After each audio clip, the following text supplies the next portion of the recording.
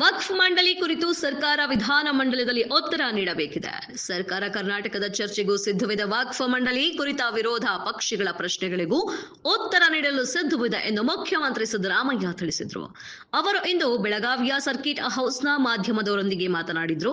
ವಕ್ಫ್ ಮಂಡಳಿ ಆಸ್ತಿ ಕಬಳಿಕೆ ಕುರಿತಂತೆ ಮೌನ ವಹಿಸಲು ಶಾಸಕ ಬಿವೈ ವಿಜಯೇಂದ್ರ ತಮಗೆ 150 ಕೋಟಿಗಳ ಆಮಿಷ ಒಡ್ಡಿದರು ಎಂದು ಅನ್ವರ್ ಮಾಣಿಪ್ಪಾಡಿ ಅವರು ಮಾತನಾಡಿರುವ ಆರೋಪ ಸುಳ್ಳು ಎಂಬ ಮಾಣಿಪ್ಪಾಡಿ ಅವರ ಹೇಳಿಕೆ ಬಗ್ಗೆ ಪ್ರತಿಕ್ರಿಯೆ ನೀಡಿದ ಮುಖ್ಯಮಂತ್ರಿಗಳು, ಅವರೇ ಸ್ವತಃ ಹಿಂದೆ ಆಮಿಷ ಒಡ್ಡಿದ್ದರು ಎಂದು ಹೇಳಿರುವುದರ ಮೇಲೆ ನಾವು ಪ್ರತಿಕ್ರಿಯೆ ನೀಡಿದ್ದೇವೆ.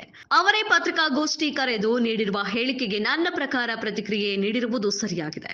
ಈಗ ಬಹಳ ವರ್ಷಗಳ ನಂತರ ಹೇಳಿಲ್ಲ ಎನ್ನುತ್ತಿದ್ದಾರೆ. ಏನು ಮಾಡಬೇಕು ಎಂದು ನೀವೇ ಹೇಳಿ ಎಂದು ಮುಖ್ಯಮಂತ್ರಿಗಳು ಮಾಧ್ಯಮದವರನ್ನ ಪ್ರಶ್ನಿಸಿದರು. ತೀರ್ಮಾನ ಆಗಿರೋದು ಸೋಮವಾರ, ಮಂಗಳವಾರ, ಬುಧವಾರ 3 ದಿನ ಉತ್ತರ ಕರ್ನಾಟಕದ ಬಗ್ಗೆ ಚರ್ಚೆ ಮಾಡಬೇಕು ಅಂತ. ಅವರು ಯಾವ ಸಬ್ಜೆಕ್ಟ್ ರೈಸ್ ಮಾಡ್ತಾರೆ ಅಂತ ಹೇಳೋಕ್ಕಾಗಲ್ಲ.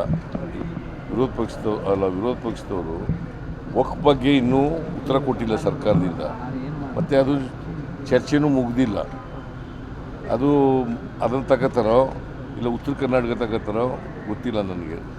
ಗೌರ್ಮೆಂಟ್ ಈಸ್ ರೆಡಿ, ಉತ್ತರ ಕರ್ನಾಟಕ ಚರ್ಚೆಗೂ ರೆಡಿ ಇದೆ, ಉತ್ತರ ಕೊಡೋಕ್ಕೂ ರೆಡಿ ಇದೆ. ಸರ್, ಮಾಣಿಪ್ಪಾಡಿ ವಿರುದ್ಧ ಏನು ಆರೋಪ ಮಾಡಿದ್ರೆ ಅದು ನಮ್ಮ ಸುಳ್ಳಿದೆ ಅಂತೇಳಿ ಸ್ವತಃ ಮಾಣಿಪ್ಪಾಡಿ ಅವರೇ ಹೇಳುವಂಥದ್ದು ಸರ್. ವಿಜೇಂದ್ರ ವಿರುದ್ಧ ಆರೋಪ ಮಾಡಿರ್ಬೋದು ಸರ್. ಇಲ್ಲ ಇತ್ತಪ್ಪ, ಮಾಣಿಪ್ಪಾಡಿನ ಸ್ವತಃ ಇದರಲ್ಲಿ ಹೇಳಿದಾರಲ್ಲ ಹಿಂದೆ.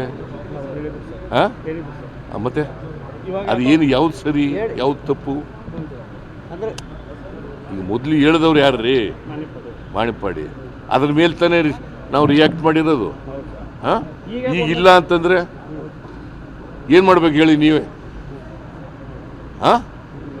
ನಾವು ರಿಯಾಕ್ಟ್ ಮಾಡಿರೋದು ಸರಿಯಾಗಿದೆ ನನ್ನ ಪ್ರಕಾರ. ಅವರು 150 ಕೋಟಿ ಆಫರ್ ಮಾಡಿದ್ರು ಅಂತ ಅವರೇ ಹೇಳಿರೋದು.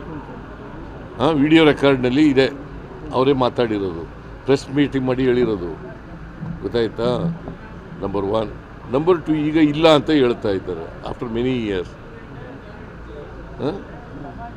ಏನು ಮಾಡ್ಬೇಕು ಹೇಳಿ ನೀವೇ ಹೇಳ್ಬೇಕು, ಏನು ಮಾಡಬೇಕು? ಸರ್, ಜೋಶಿ ಅವರು ಇದು ಆರೋಪ ಸರಿ ಇದೆ ಏನು ನಿನ್ನೆ ಇವರು ಹೇಳಿದ್ದಾರೆ ಸರ್. ಅವರು ಮಾಣಿಪ್ಪಾಡಿ ಅವರು ಜೋಶಿ ಅವರು ಹೇಳ್ತಾರೆ ಸ್ವಾಮೀಜಿಗಳು ಕ್ಷಮೆ ಕೇಳಬೇಕಂತಿದ್ದಾರೆ. ಪಂಚಮಸಾಲಿ ಹೋರಾಟಕ್ಕೆ ಸಂಬಂಧಪಟ್ಟಂಗೆ ತಾವು ಕ್ಷಮೆ ಕೇಳಬೇಕು, ಪಂಚಮಸಾಲಿ ಸಮಾಜಕ್ಕೆ ತಾವು ಅನ್ಯಾಯ ಮಾಡ್ತಿದ್ದಾರೆ ಅನ್ನೋ ಒಂದು ಆರೋಪ ಮಾಡ್ತಿದ್ದಾರೆ. ಅನುಮತಿನೂ ಕೂಡ ಕೊಟ್ಟಿಲ್ಲ.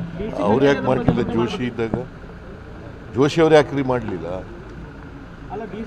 ಜೋಶಿಯವ್ರು ಯಾಕೆ ಇತ್ಯರ್ಥ ಮಾಡಲಿಲ್ಲಪ್ಪ? ಯಾರು ಕ್ಷಮೆ ಕೇಳಬೇಕಾಗಿರೋರು? ಯಾರು ಇತ್ಯರ್ಥ ಮಾಡಲಿಲ್ಲ ಅವ್ರು ಕ್ಷಮೆ ಕೇಳಬೇಕು. ಸಿಬಿಐಗೆ ಏನಾದರೂ ಗೊತ್ತಿಲ್ಲ ಸರ್ ಮಾಣಿಪ್ಪಾಡಿ?